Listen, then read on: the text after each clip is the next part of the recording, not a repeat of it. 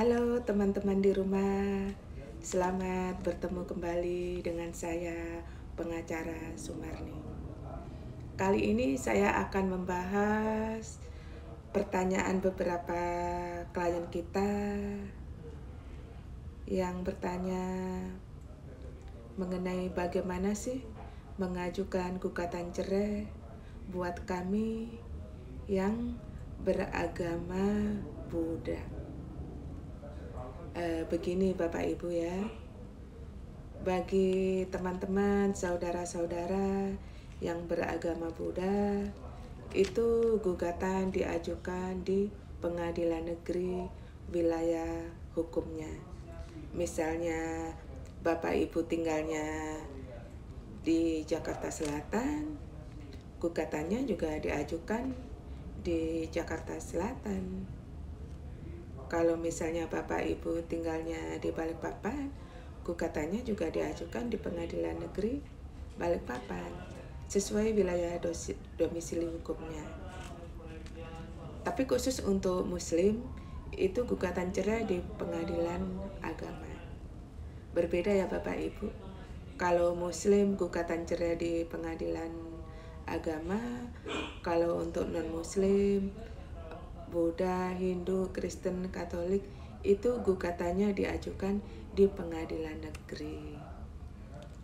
Kemudian apa sih syarat-syaratnya kalau kita mengajukan gugatan cerai?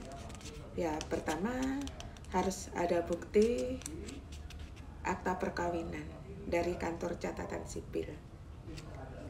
Yang kedua, kartu keluarga, KTP, dan akta kelahiran anak. Kalau misalnya punya anak, karena akta kelahiran itu sangat penting untuk menentukan hak asuh anak setelah terjadinya perceraian.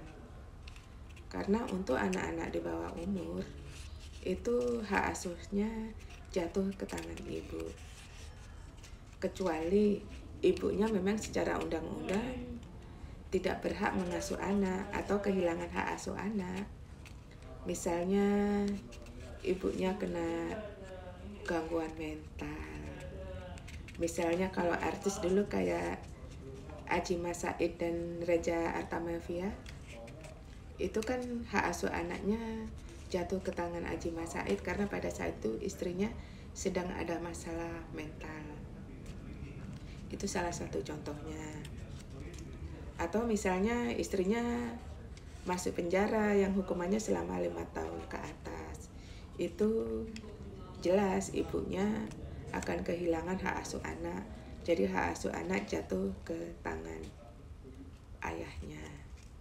Itu yang pertama. Yang kedua, bahwa untuk proses persidangan nanti diperlukan 2 orang saksi untuk di pengadilan.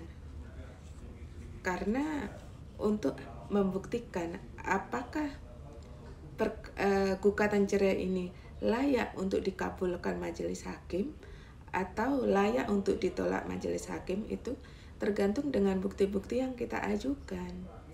Buktinya apa saja?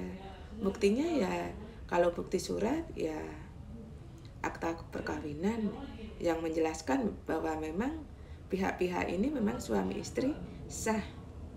Yang kedua ya identitas para pihak, KTP, kartu keluarga.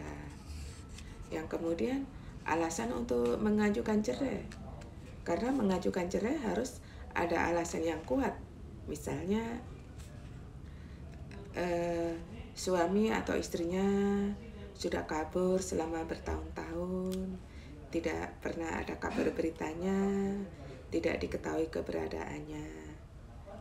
Atau misalnya salah satu pihak masuk penjara dengan hukumannya 5 tahun ke atas.